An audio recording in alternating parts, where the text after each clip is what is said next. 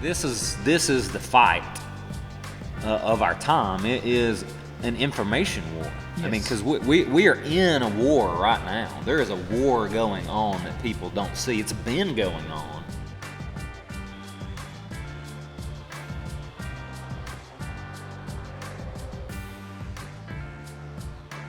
So, what's up, guys? Welcome back to Kingdom Come. It's been a while.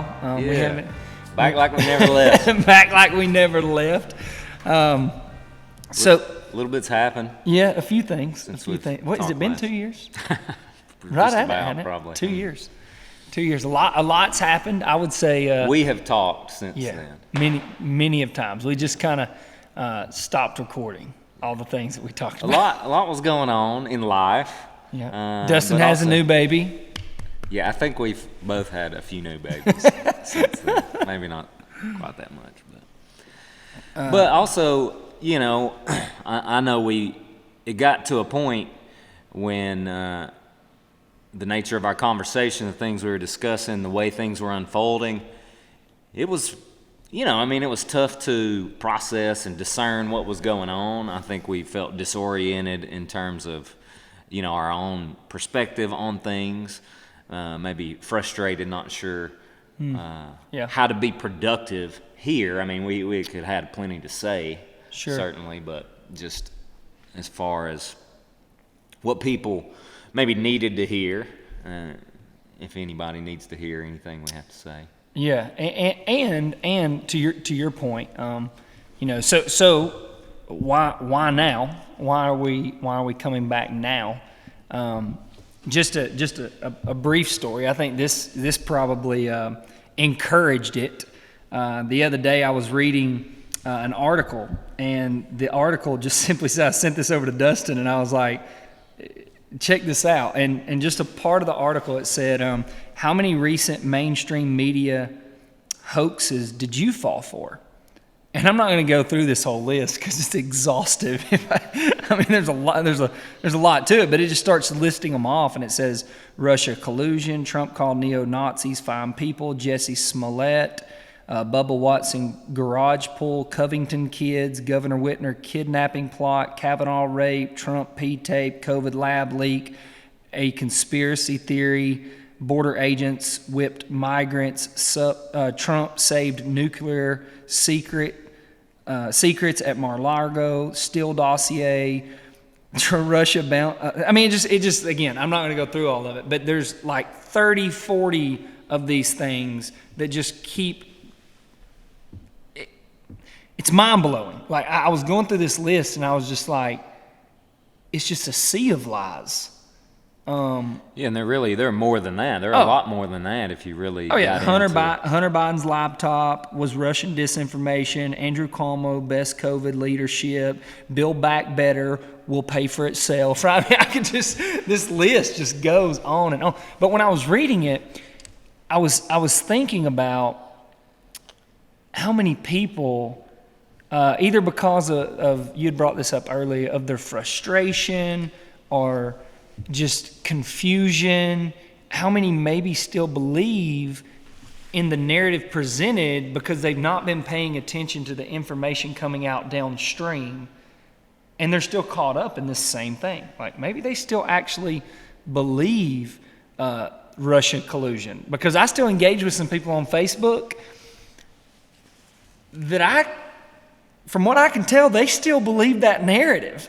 And I'm like, how at this point, after they've come out and said that it was disinformation, can you still believe it?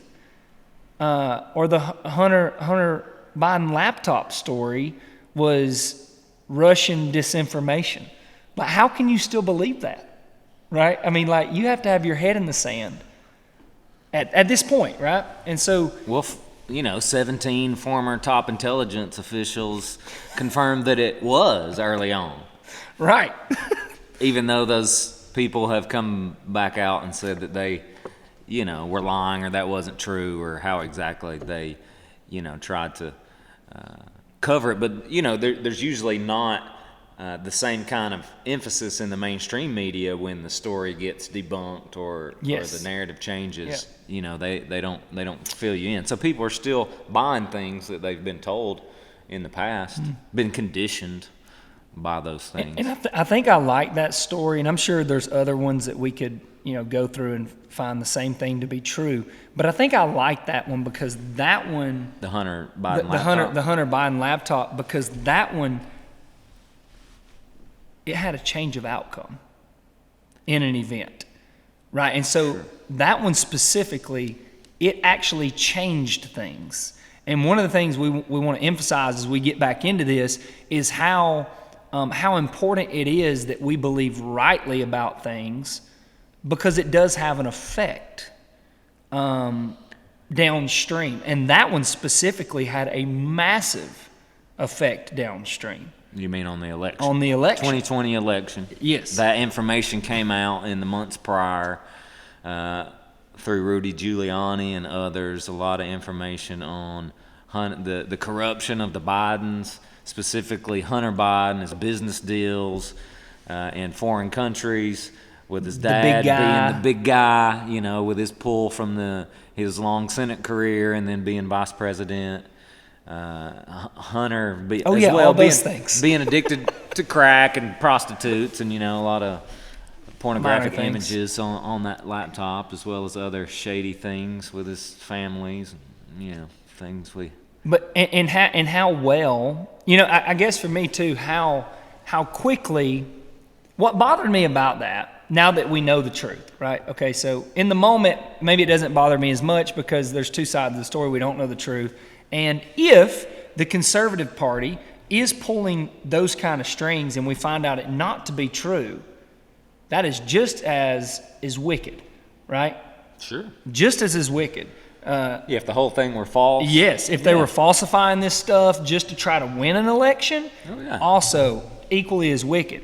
But I guess for me, when something comes out like this, and immediately you have this narrative of Russian disinformation, right? And then the media in its entirety kind of rises up to present the idea that this is absolutely not true, knowing they didn't have enough time to look into this, right? I mean, there's no way they worked through this to be able to tell us this. But that ought to tell us a lot about where our media is, on what side our media is, and the desires of our media, or who they're being paid by, or what the mainstream narrative wants us to believe, right? Because, again, I would feel the same way if this was flipped on its head on the other side too. It doesn't matter to me. What I'm trying to rationalize is, okay, how can you come up that matter of fact and then downstream it be wrong, right? That says a lot about where they're at.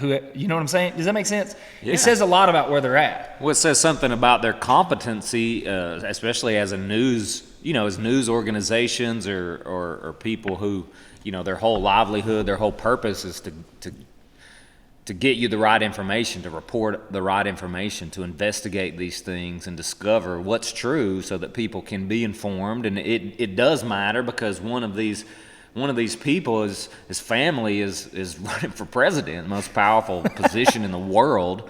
And so it very much matters, all the more because of those things. And the media, they either lack the basic competency to investigate rightly, which I think there's plenty of that there, but yet the greater concern and the real accusation is, to what degree was all this intentionally orchestrated? Whether it's the bias, the inability for kind of your average reporter or individual to accept the story, or the top-down decision to block it, block the story, to prevent their reporters from reporting on it, to suppress it through social media, not allow it to be posted, to ban the content. which we have seen since then, is exactly what happened at the time, and now it's been reported on and exposed. And the that FBI was what involved going on. with it. Yeah. Right? I mean, like, that's wild to think that the FBI, the CIA was involved in this. Well, it's wild until you actually start diving a little bit deeper, and then you start to realize even on other things like the JFK stuff, not to jump around a little bit here, but the JFK stuff that's coming out now.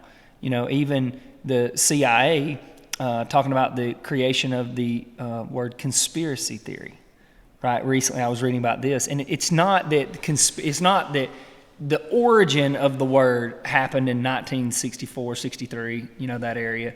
But for the first time that it started to be really brought into the public eye and pushed out there was right around the JFK era of his death. And you even have the CIA coming out in the 70s and saying, yeah, we paid news outlets. All right, we paid news. I mean, George H. Bush, right, the older Bush, he was head of the CIA at the time. He said, yeah, we paid news outlets to write articles in our favor in this area. We do that. Yeah. Right? But we don't do it anymore. Right? They're like, but we stopped though. That ended in the 70s, right? So the CIA comes out and they actually say, yes, we did that, but we definitely don't do that anymore. It's like when I was a kid and I got caught doing something, it's like, this is my first time, Mom. First time ever. And I'm never going to do it again, right? It's like, she's like, yeah, that's your first time, buddy, right? But it's kind of the same kind of argument, right? And to pretend that they're not still doing that up until this day, you have to be extremely gullible. But we've been so deceived by these things. I mean, that's what we have to understand, that it is and has been an operation to deceive and therefore to influence the population so that whoever's responsible for this can ultimately gain power over the nation. I mean, and I think that because the conclusions start getting so big and the implications are so great that, you know, it almost begins to shut us down and intimidate us, or it's overwhelming to consider that this whole system is that corrupt.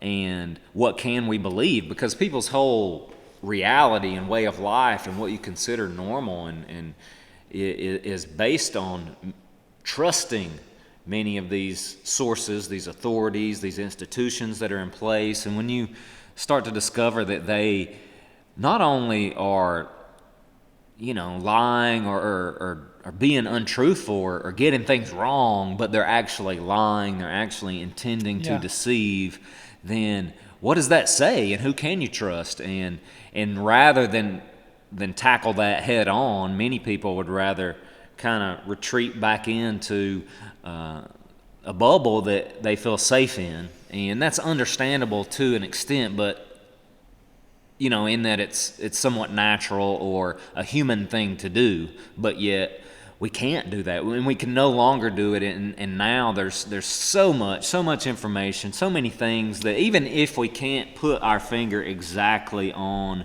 you know, what happened with this situation, and we know every last detail of it, we know enough to know that there's something up, that these, especially to not trust the media. Yeah, I think that's what the Trump era did for us, is it was such a volume of lies in such a short period of time that you can't hide from it anymore, right? I mean, like, that list is over a 4-year period. Just the volume of lies inside that list is mind-blowing. And to your point, it's like, I don't care what side of the aisle you're on at this point, how do you trust the media? Right? How do you trust the media and the fact checkers involved with the media at this point? I don't know. I don't know how you can still. I mean, help me. Give me a viable option of, if you were on the other side of trusting the media, how you would hold fast to that. I've thought about it. I've tried to put myself in someone's shoes that is still trusting in the institution and the media in that way, and I cannot, other than just massively uninformed. I mean, that and you know, I mean,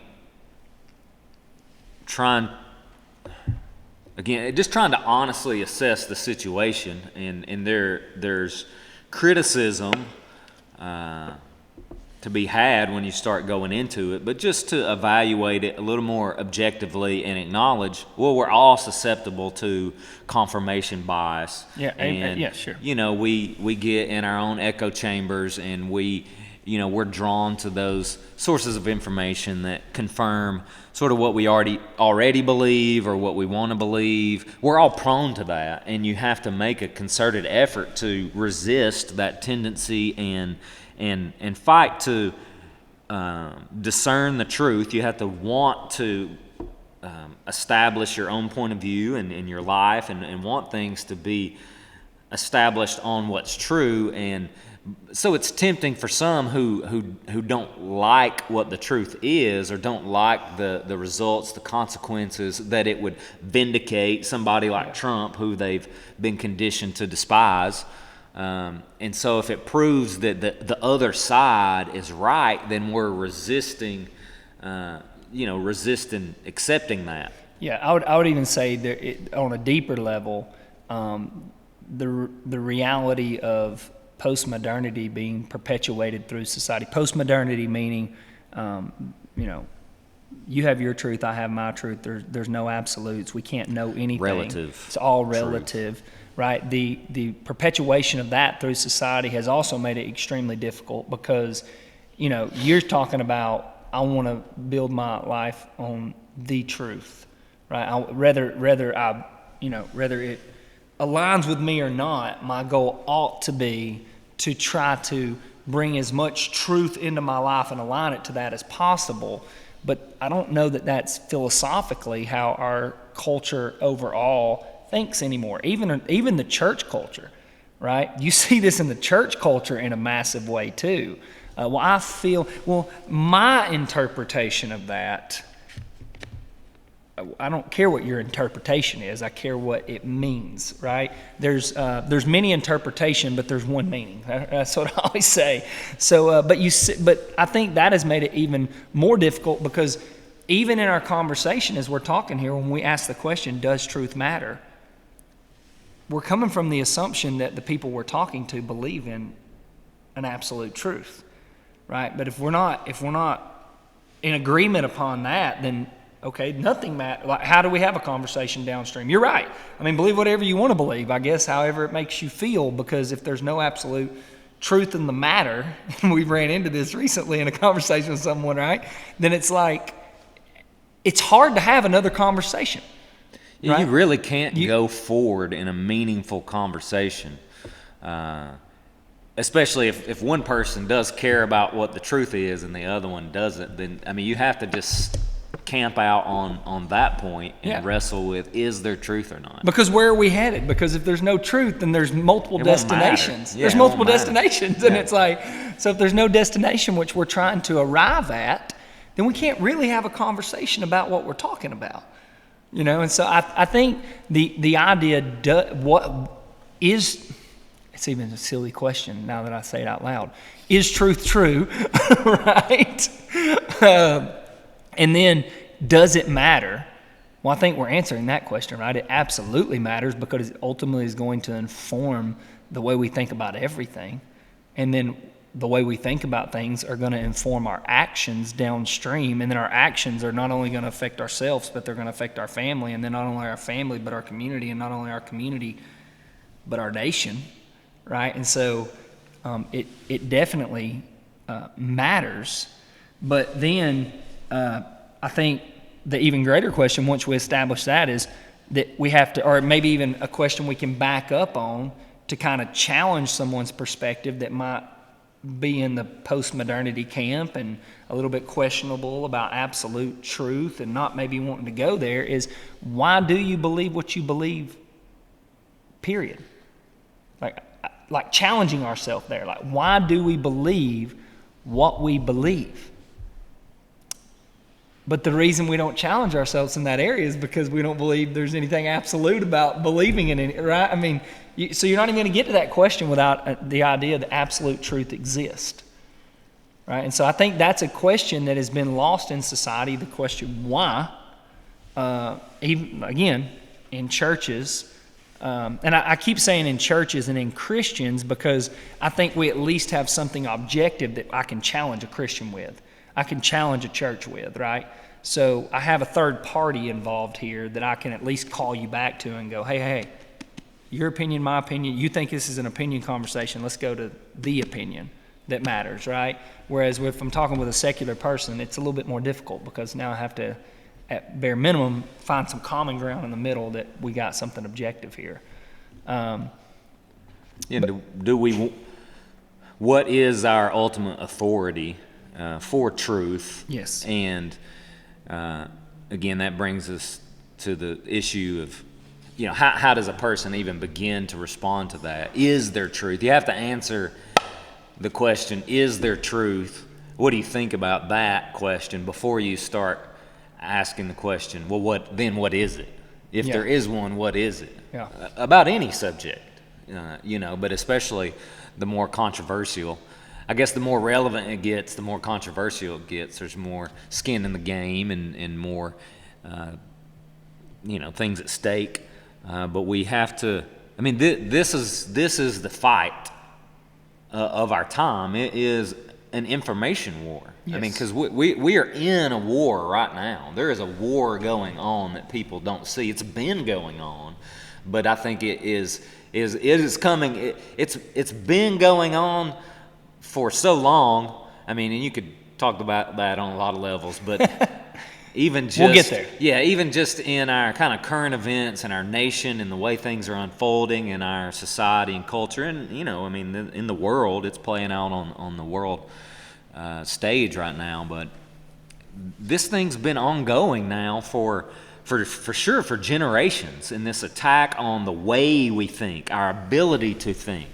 That then undermines in time, it undermines what we think, how we think about things. And so to peel back some of these layers, to dig deeper, to get at some of these questions, that's the only way we can move forward. And it is more time consuming, and I'm sure we feel like we're repeating ourselves, but at the same time, it's because it's so fundamental and foundational, you have to dig away and get back at that to reestablish it as something firm so that you can then build a worldview that is consistent through and through. And, like Jesus says, when you're building a house, you have to build it on rock, or when the storms come, then it's gonna wash away. And that's what we see right now. Our reality is just crumbling because it's not built on a solid foundation. And so we have to, oftentimes you have to destroy in order to rebuild. And I think in our society, in our nation, we have still a solid foundation. We, of course, have our biblical worldview, our biblical convictions and principles that are the ultimate foundation, no matter your time and place in society that you're in. But we thankfully have those as a nation, even if they're lost or even if people don't know about it. That then the establishment of our nation, the values, the principles of our Constitution, the Constitution itself is a solid foundation. We've just built, a shoddy structure in recent decades on top of that, and so we'll have to disassemble some of that. And again, there's a lot of aspects to that, but it begins with simply what do we believe? What are our core convictions, our values, and a foundation, which you're saying a foundation to actually have a conversation, right? I mean, like you have to establish a foundation to have a conversation. I always use this example because it's just it's very easy to understand what I'm saying when I say this. So I was in New York one time and I was talking with a secular humanist, and we were having a conversation, and he wanted to talk about miracles, like do I really believe in the miracles of the Bible, right? That Jesus did these supernatural things, and we were talking maybe for 20 minutes, and we were getting nowhere, and we were just going, back and forth, and at some point it hit me. I was like, wait a second. He has no framework as a materialist to be able to believe in a supernatural thing. So I'm talking to a concrete wall here, right? Like my words mean nothing because his foundation will never accept this. And so I told him, I said, pause, let's take a time out for 1 second. I said, is there any place in your worldview for the possibility of the existence of God? And he was like, well, no. And I was like, then what are we doing? I was like, why are we having this conversation about the miracles of the Bible?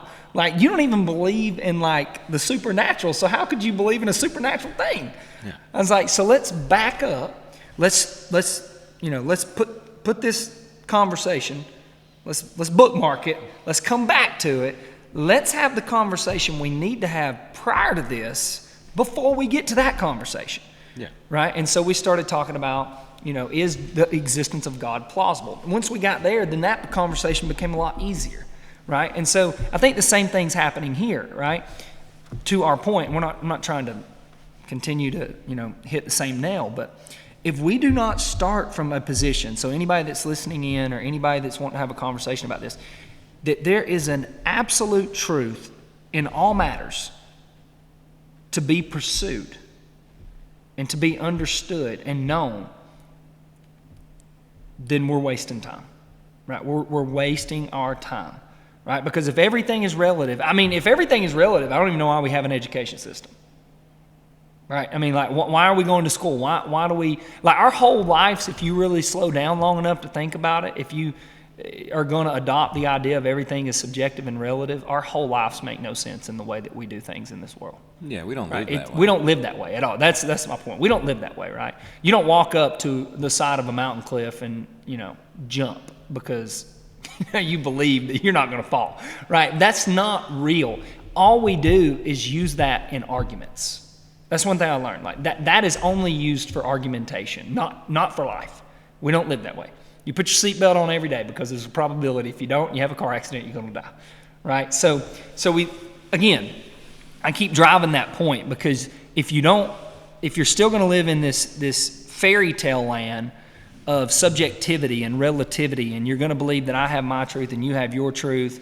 And you can, that's a real thing. You don't have your truth, you have your opinions of the truth, and you believe that I have my opinions of the truth. I'm not saying that.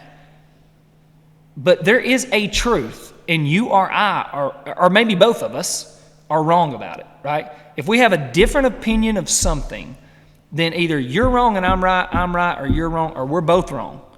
But there's a truth about it, right? And we need to get to at least that place, right? You can believe I'm wrong about it. That's fine. And I can believe you're wrong about it. But we can't believe that there's nothing right about it, that there's no right thing to be pursued. Because if we believe that, then there's no conversation to be had. Yeah, and like you just said, nobody's living that way.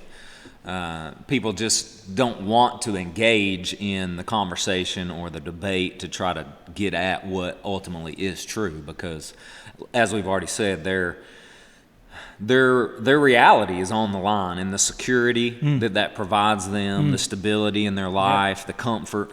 It's very emotional. Yeah, in their relationships, in their circumstance. I mean, there's a consequence to changing your worldview, and a lot of what we, on the one hand, we're talking about current events and politics and these kind of things that are happening around us, but you can't help but get at these bigger, deeper, whether it's philosophic kind of questions or ultimately it has to do with God.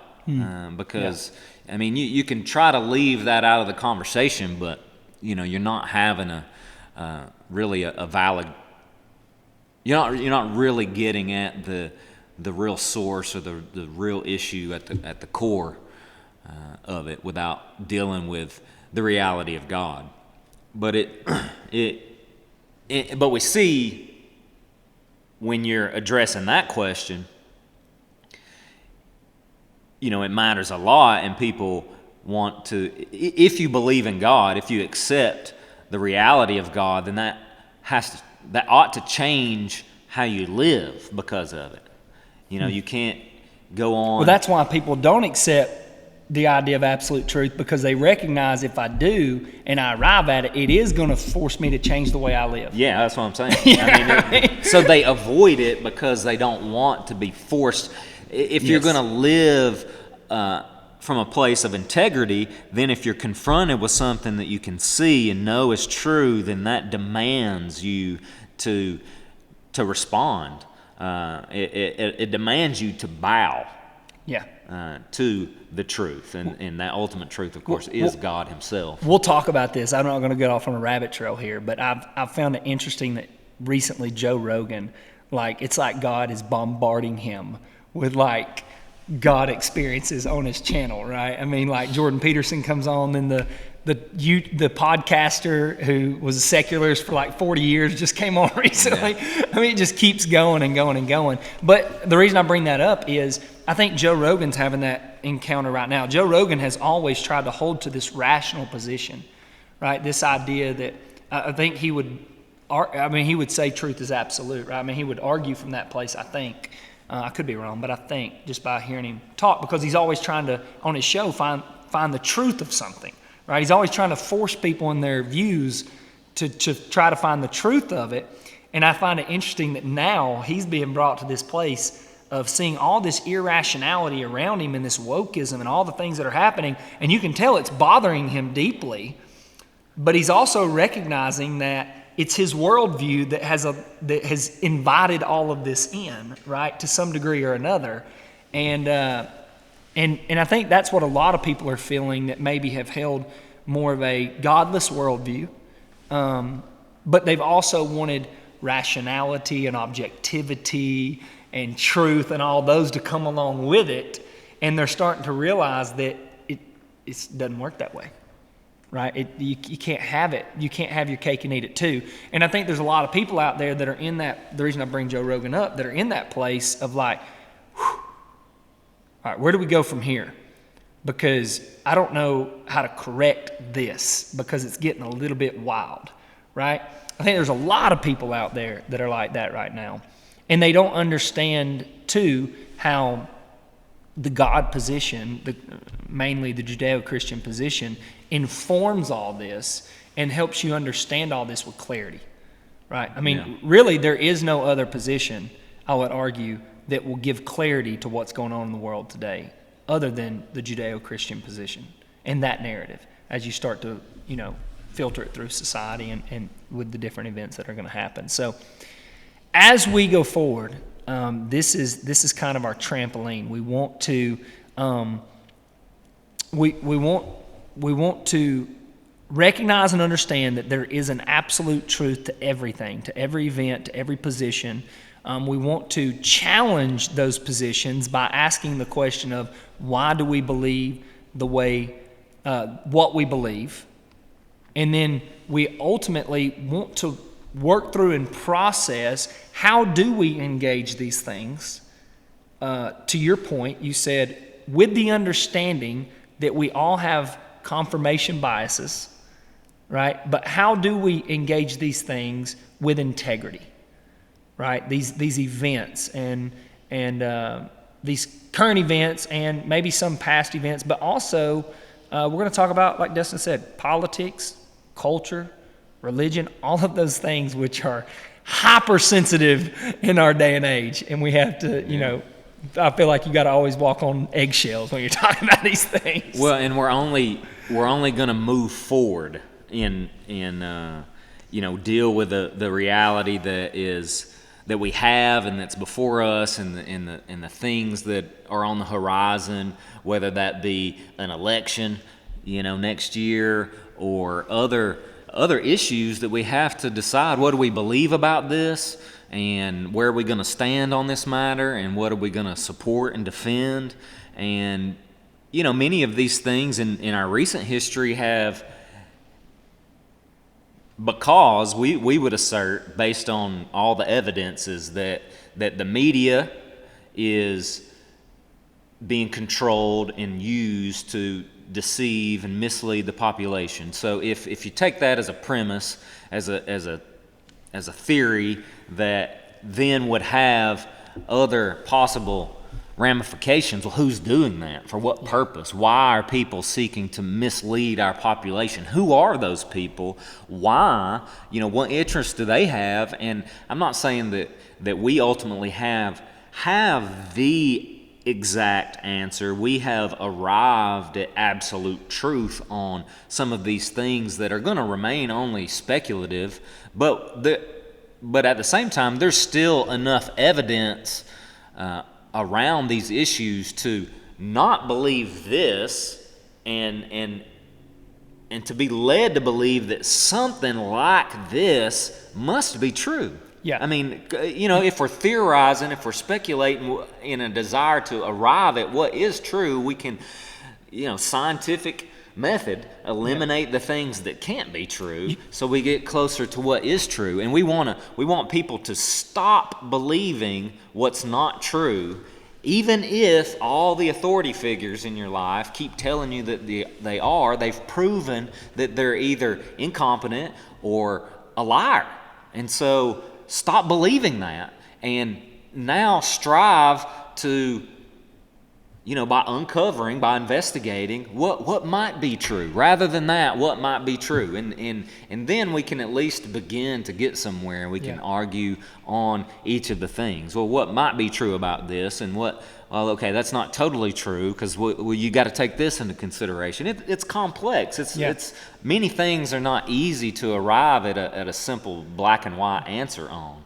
But we can know more, and we can operate on from a place of greater clarity. And I think what I'm getting at is we must, as a society, as a civilization, Western civilization, our nation, even within our own personal relationships, we must get to a place where we can, discuss these things openly and get at the truth, and not have it dismissed either because it's an uncomfortable topic, or we've been conditioned to think, oh, that's conspiracy theory. Like you said, I mean, who's perpetuated even that idea, that form of conditioning, that certain subjects are off limits, or too taboo to discuss, when more and more and more we see that, no, there are real implications to this reality, or the possibility of this. And we cannot, it is irresponsible, it's reckless, it is dangerous for our future, the future of our children, the future of the world to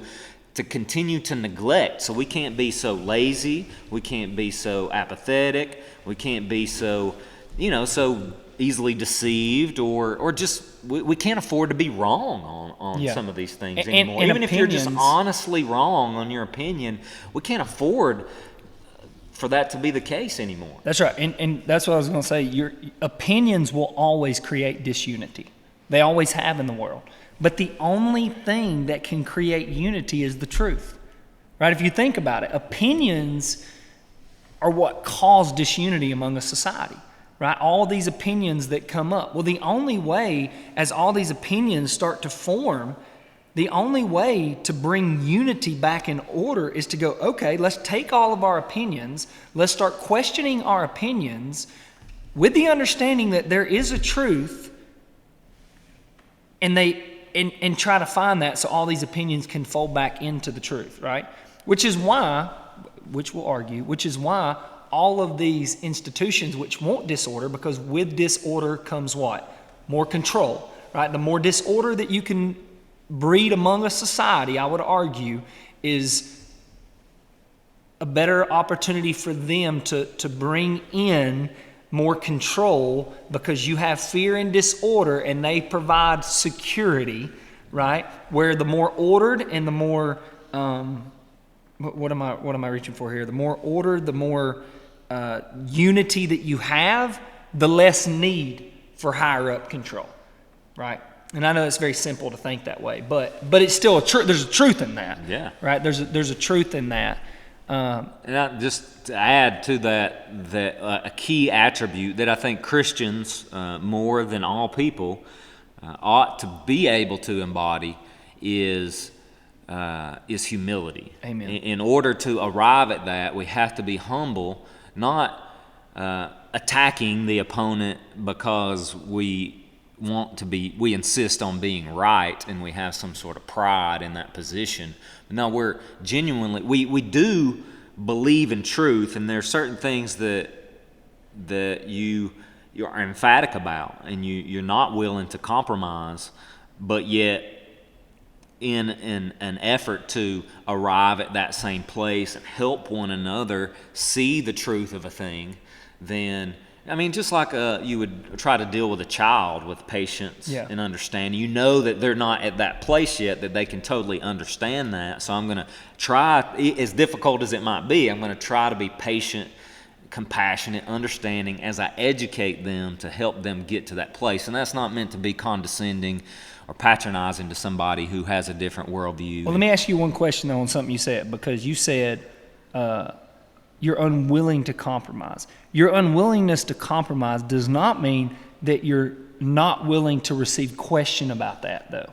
Yeah. Right? And so I think and the reason I bring that up is I think there's some people out there that are unwilling to compromise just because they're unwilling to compromise, not because, like, I know the assumption I know that you're operating from is because I have received all the questions surrounding it and formulated and come up with good answers. That's why you're unwilling to compromise, right? Whereas in the world today, I see a lot of people unwilling to compromise just because they're unwilling to compromise. Like, they don't have any idea why they believe what they believe. They're just not going to compromise because they like it. They're emotionally attached to it. So I think that's important, because to frame that up, like, being unwilling to compromise does not mean being unwilling to receive questions and to have to formulate an understanding of why you believe what you believe. And there are certain things that, like the authority of the Scripture, or but you still have reasons for that. Right, You've still looked into that. Yeah. You're not. I mean, you're there's not a just basis saying for it. This is authority just because I emotionally want it to be the authority. Right. So I think that's important too as we move forward, because there's a lot of people out there that are going to be in that space of you've said it, right? I'm emotionally attached to this. And it's tough, man. It's tough being emotionally attached to something and having to let go of it. I've been there. Right? Well, really, there's a death involved. There's a death A death to yourself, something that you cherish, your identity has been placed in that. That's who you are, and if it's challenged, then it is a threat to your life. Yeah. And it is an existential crisis for someone to be confronted with the truth that so disrupts their worldview, their way of thinking and being and living, and their comfort in that they will lash out violently, whether that's in words or potentially physically. People get hostile, and we've seen plenty of that. Really from all sides, when their livelihood, when they feel threatened in some way, when the things that matter most to them feel threatened, people, in a sense, rightfully get defensive. And that's all the more reason for those who are seeking to be mature about it, seeking to lead in the right direction, have to kind of be compassionate and sensitive to those things, to recognize, because you don't want to necessarily just trigger people, but at some point that crisis is inevitable to go through it. You have to, and so to be there for that person, not to rub their face in the dirt or say I told you so, but because they're less likely to be willing to change or to see your point of view when you have that attitude. But and that takes time. They're not changing in the moment. No.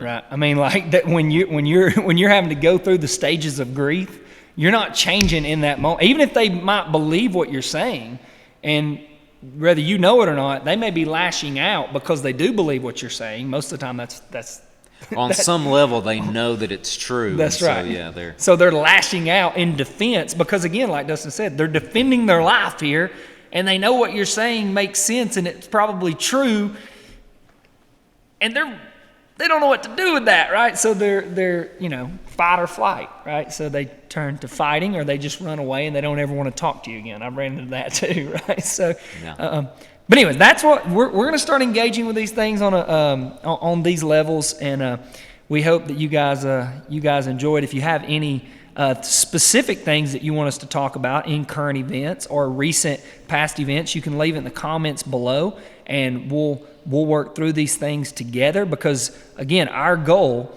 is that people are more informed around the truth of these things because we believe that they are ultimately informing your narrative, and that you believing in a correct narrative of things is important because it's ultimately going to inform your actions downstream. So we look forward to seeing you guys in the next episode. See ya.